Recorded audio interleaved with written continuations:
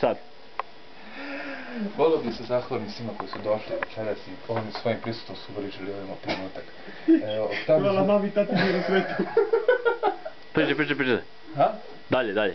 Da. Da se vratim. Publika.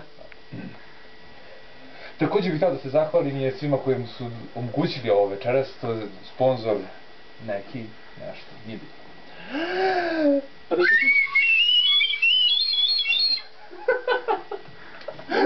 Aj snimi tu frekvenciju ako možeš.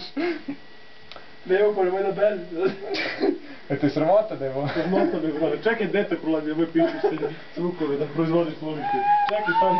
Kaži nešto za publiku. Marija? Panova brula. Ajde svira ono čija li si čija prelepa Marija.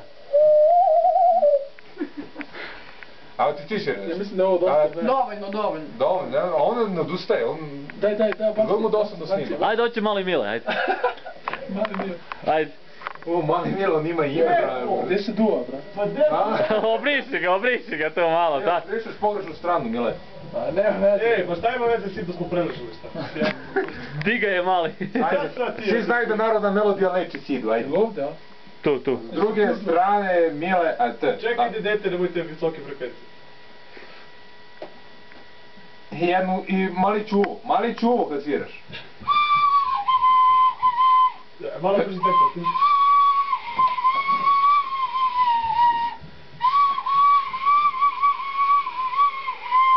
I kakav radi na ruku. Tu! Dušu ti ljubi bato!